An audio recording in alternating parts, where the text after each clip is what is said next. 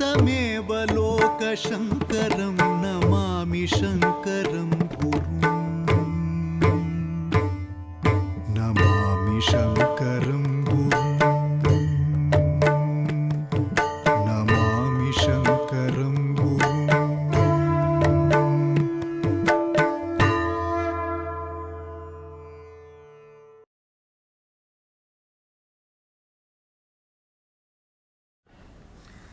माला सुधाकुंभ विबोध मुद्रा विद्या विराजत करवारिजाताम् अपार कारुण्य सुधांबुराशिं श्री शारदांबां प्रणतोऽस्मि नित्यं सदाशिव समारंभां शंकराचार्य मध्यमाम् अस्मदाचार्य पर्यन्तां वंदे गुरुपरंपराम्. With namaskaras to the Padapadmas of the Ubhay Jagadgurus. In the last episode, we discussed the definitions of a kshetra and a tirtha, the qualities of a kshetra and of a tirtha, and how those qualities can be seen in this Sringeri kshetra. Along with that, we also discussed the factors that contributed to the purity, to the sanctity of the Sringeri kshetra, among which are the presence of the Tunga Nadi here, in the same way the presence of Sharada Devi, the tapas performed by Vibhandaka Maharshi and Rishishringa Maharshi. These are all factors that contribute to the sanctity of this Sringeri kshetra. Along with this is one more vishesha, one more peculiar facet of this kshetra that cannot be seen anywhere else in the world, and that is the fact that Sringeri is home to an unbroken Guru Parampara. What do we mean by a Guru Parampara? There are two parts to this word, Guru and Parampara. Usually we take this to mean a sequence of Gurus. A Parampara is an unbroken sequence and a Guru is a teacher. But who is a Guru? A Guru is the person that teaches you Atma Vidya. So, although the word Guru is used to mean a teacher in general, in Shastra, the word Guru means the person that teaches you about your own self, the person that gives you Atma Jnana. And this Guru must be sought out if one wishes to get Atma Jnana. Without seeking refuge in a Guru, without receiving Upadesha, instruction from a Guru, Atma Jnana cannot be obtained. That is why Veda is telling us, Acharyavan Purusho Veda. Only someone that has an Acharya will know this Atma Tattva. In the same way, Acharyadhaiva Vidya Vidita Sadhishtham Prapat. This is also another sentence that Upanishad is telling us, saying that only the knowledge that is obtained from a teacher will become fruitful. Sadhishtham. It will become sadhutamam, sadhutamatvam prapat. It will obtain that. So, it is imperative that we seek refuge in a Guru. How should we do that? There is one more mantra in the Mundaka Upanishad. Parikshya lokan karmachitan brahmano nirveda mayat nastyakritah kritena. Someone that seeks to know Brahman should first realize the reality of this world. Karmachitan lokan parikshya. We should see that this prapancha, this material world, is karmachita. It is born out of karma.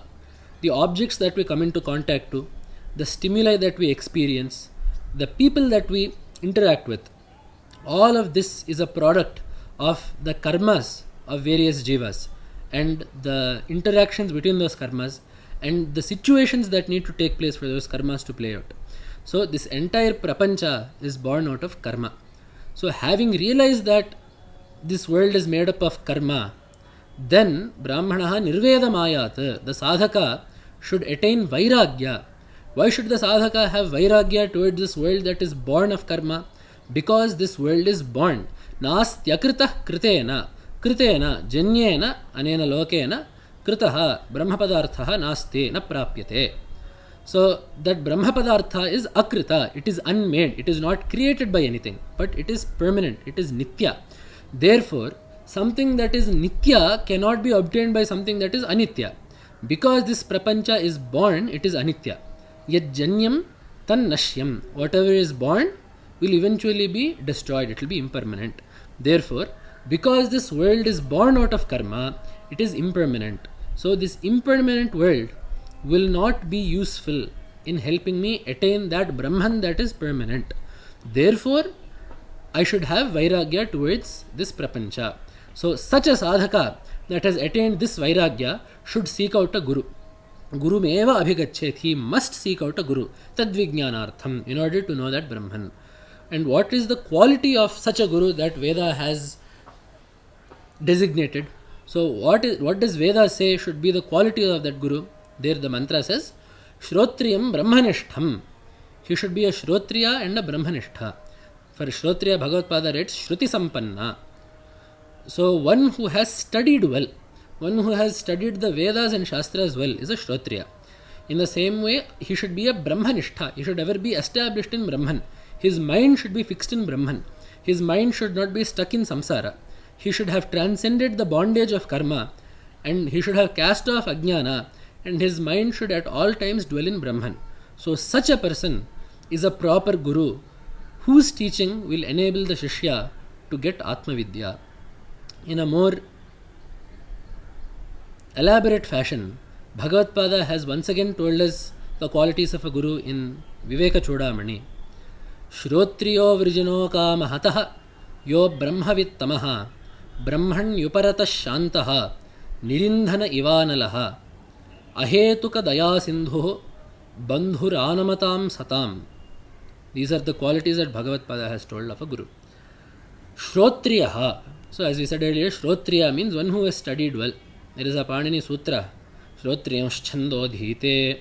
So someone that is a proper Vedadhyayi, someone that has studied the Vedas and Shastras is called a Shrotriya. Shrotriyaha Akama Avrijinaha. Vrijina means Papa. Avrijinaha means one who is free of Papa.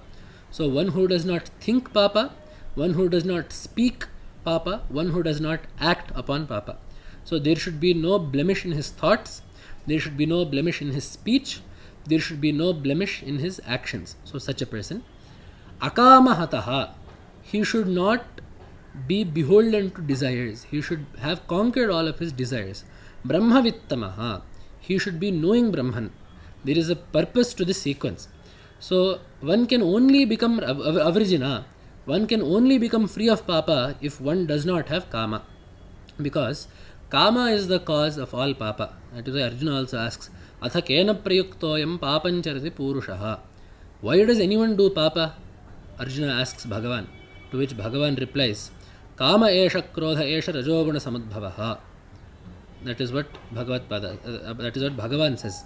It is Kama and the unobtainment of Kama which leads to Krodha that causes a person to commit Papa.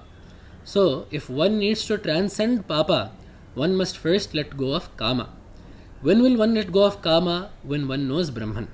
Because the knowledge of Brahman is such, the Ananda that is born out of the Brahma Anubhava, the experience of Brahman is such that all Laukika Anandas pale in front of it.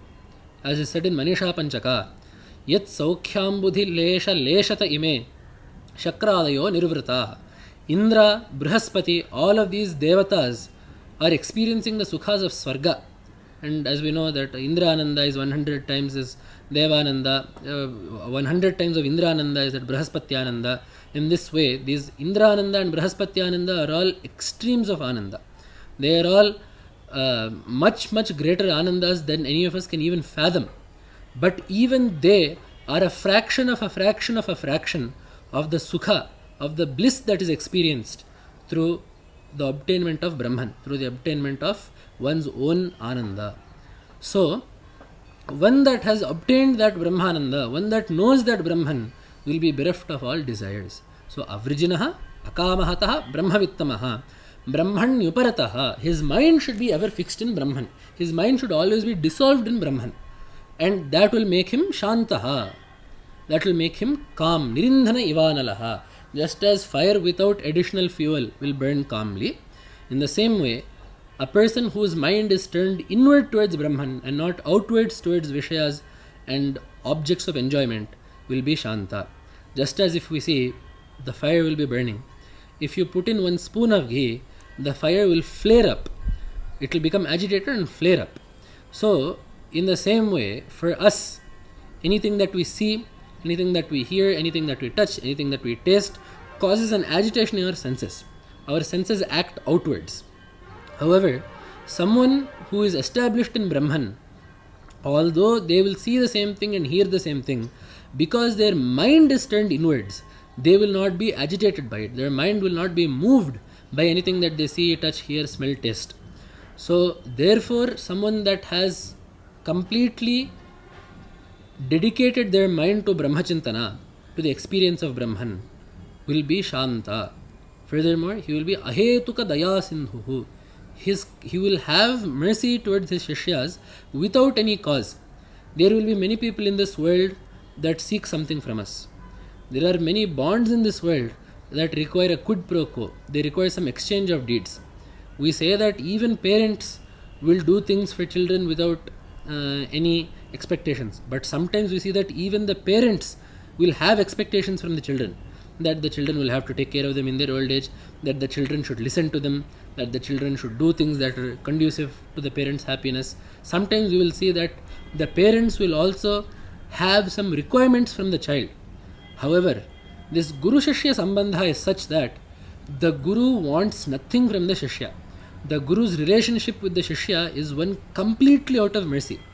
Even the things that the Guru expects from the Shishya, obedience, adherence to Shastras, bhakti towards Bhagavan, the things that the Guru will expect of the Shishya are all born out of Karuna. There is nothing that the Guru wants from the Shishya. So such Karuna can be found only in the Guru and nowhere else. That is why the Guru has been termed Ahetuka Daya Sindhuhu. He is an ocean of Karuna that does not have any cause. And Bandhur Anamatam Satam. He is the well-wisher of all those Shishyas that seek refuge in him. So such a Guru must be sought out for a sadhaka that wishes to get Brahmajnana. So thus we have discussed what a Guru is. Now what is a Parampara? That is the second part of the word Guru, Parampara. Parampara literally means one after another, one after another. A sequence, an unbroken sequence is called Parampara. There is one more Vyutpatti given, one more derivation given called Parampranati, Palayati, iti Parampara. That which protects the ultimate is called Parampara, the ultimate Jnana or the higher Dharma. So that Parampara of Gurus, that sequence of Gurus that protects Jnana and protects Dharma, that preserves Dharma and preserves Jnana is called a Parampara. And as we say in Sringeri, this is Anadyavichinna Shri Shankaracharya Guru Parampara Prapta. We say that this Parampara is Anadi. This Parampara does not have a beginning. This Parampara, this Jnana was not created or started by one person, but rather it is Anadi. Paramatma himself in the Srishtyadi remembers the Vedas of the previous Kalpa and does Upadesha to it, to Hiranyagarbha again. That is why we have the Veda mantra Yo Brahmanam Vidadhati Purvam Yo Vai Vedanscha Prahinoti Tasmai. That Paramatma creates Chaturmukha Brahma, Hiranyagarbha in the Srishtyadi, remembers the Shrutis of the previous Kalpa and does Upadesha of that Veda to that Brahma. And then from there the Parampara goes forth. It is this Parampara that we tell as Narayanam Padmabhavam Vashishtham Shaktincha Tatputra Parasharancha Vyasam Shukam Gaudapadam Mahantam Govinda Yogendram Athasya Shishyam Shri Shankaracharyam Athasya Padmapadancha Hastamalakan Shishyan Tantotakam Vartikakaram Anyan Asmadgurun Santata Manatosmi. So from Narayana then Brahma, from Brahma to his son Vashishtha, from Vashishtha to his son Shakti, from Shakti to his son Parashara, Parashara to his son Vyasa Maharshi, Vyasa Maharshi to his son Shuka Maharshi. Until this point, it is a father-son parampara. It is not just a teacher-taught parampara, but it is also a father-son parampara. That is why this is also called a Vamsha. This Vidya is called a Vamsha. Vamshodvividhaha, Vidyaya Janmanacha. So Vamsha is used to refer not only to the sequence of children and grandchildren and great-grandchildren, but it is also used to refer to a sequence of a passage of knowledge. That is why we have this Prayoga in Vyakarana, Trimuni Vyakaranam. That is the Udaharana given for the Vyakarana Sutra there. Trimuni Vyakaranam. Vyakarana is Trimuni. This does not mean that Vyakarana is passed down from three fathers to sons. It means that three Munis are the Vidya Parampara or the Vidya Vamsha for Vyakarana. So as we know that Vakyakaram Vararjim Bhashyakaram Patanjalim Paninim Sutrakarancha. So Panina Maharshi wrote the sutras. Then we have Vararji Maharshi and the Bhashyakara Patanjali Maharshi. So these three Maharshis are part of the Vidya Parampara for Vyakarana Shastra, for the Vyakarana Shastra. So it is called Trimuni Vyakaranam because there is a Vidya Vamsha there. In the same way, this is also a Vidya Vamsha, but it so happens that until Shuka Maharshi, it is also father-son Vamsha. So then after Shuka Maharshi's Shishya being Gaudapada Maharshi, his Shishya being Govinda Bhagavatpada Maharshi, his Shishya being Jagadguru Srimad Adishankara Bhagavatpada Acharya, and Bhagavatpada had predominantly, many Shishyas, but predominantly four. Sureshwara, Totakacharya, Hastamalaga, Padmapadacharyas, these four. And Bhagavatpada established four Peethas in the four corners of India and established these four Shishyas in each Peetha, each Shishya in each Peetha. So, these are called Amnaya Peethams. Amnaya refers to Veda.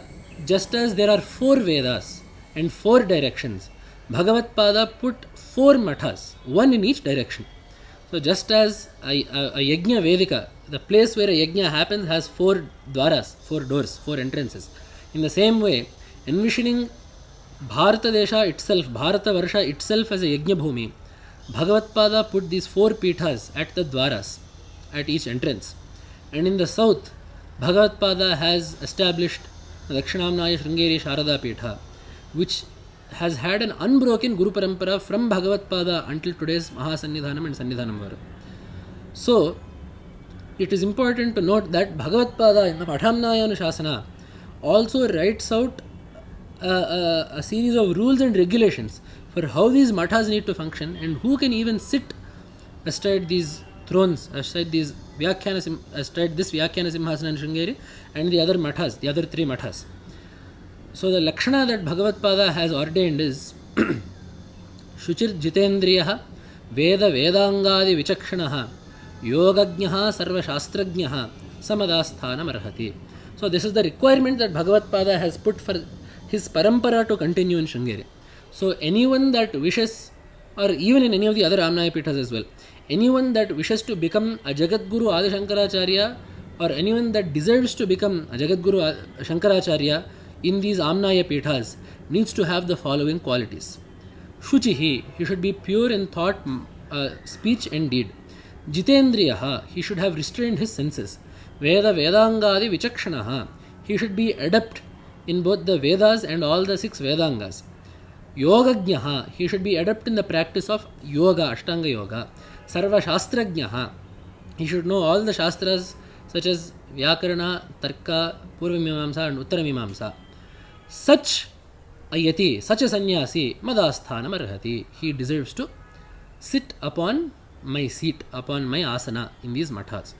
So it is our fortune that in this Sringeri Jagadguru Parampara, each one of the Jagadgurus has fit this description to the dot. These qualities can all be seen completely in each Jagadguru that has sat upon the Vyakhyana Simhasana and Sringeri. So we have an Anadi Avichinna Shankaracharya Guru Parampara. This Parampara is Anadi. It starts from Parameshwara himself. Because the Peetha is established by Bhagavatpada, we are also saying Shankaracharya Guru Parampara Prapta. And there is no break anywhere. There has always been a Guru and a Shishya. There has been no Shishya that has kept going in this Peetha without a Guru. So we call it Anadyavicchinna. It is Avichinna. So this Peetha and this Parampara is exceedingly rare. It is very rare that we can find a Parampara like this. And this is the only Parampara in the world that can claim to trace itself back to Parameshwara in an unbroken fashion. So that is why Bhagavatpada says, Asmat Peetha Samarudha Parivrad Ukta Lakshanaha Sohameveti Vijnayaha Yasya Deva Iti Shrudehe. So Bhagavatpada says that Paramahamsa that has all these qualities that I have just enumerated and sits upon my Peetha, he should be seen as my Svarupa only. So anyone that sits upon the Amnaya Peethas as the Jagadguru is none other than a form of Bhagavatpada. If they are Shuchi, if they are Jitendra, if they are Shanta, if they are Vedanga Vichakshana, if they are Yogajna, if they are Sarva Shastrajna, then those Jagadgurus that are sitting astride these Amnaya Peethas are none other than Bhagavatpada Swarupa themselves. So we should Sohameveti Vigneyaha, Bhagavatpada says. So it is our fortune that to this day we are able to have the darshana of Jagadguru Srimad Adi Shankara Bhagavatpada Acharya in the form of Mahasanidhanam Varu and Sanidhanam Varu to this day. So it is because this Guru Parampara resides in Sringeri, such a Guru Parampara, such an unbroken Guru Parampara that predates the dawn of time. This Guru Parampara that embodies the tattva of what it means to be a Guru as entailed in the Upanishad itself. This Guru Parampara that is comprised of Jivan Muktas and Jnanis. This Guru Parampara that although being free of all vidhis and nishedhas, still does all their anushtanas to a very great degree and performs pujas at the proper times, seeking the welfare of this world. That parampara that has always proven to be a treasure trove of knowledge for all seekers that come here. That parampara resides in Sringeri, and therefore Sringeri, already pure due to Tunga and Rishishanga Maharshi and Sharada Devi, is ever so pure, even more pure, due to the fact that such a Guru Parampara resides here. So, today we have talked about the greatness of the Guru Parampara, what a Guru Parampara is, who a Guru is, and how that Guru Parampara is found in Sringeri. In the coming episodes, we will also discuss the other aspects that contribute to the sanctity of this Sringeri Kshetra, such as the Tunga Nadi, the story of Rishishanga Maharshi, and the tattva, the nature of the Devata here, Sharada Parameshwari. Namah Shankaraya. Namami Shankaram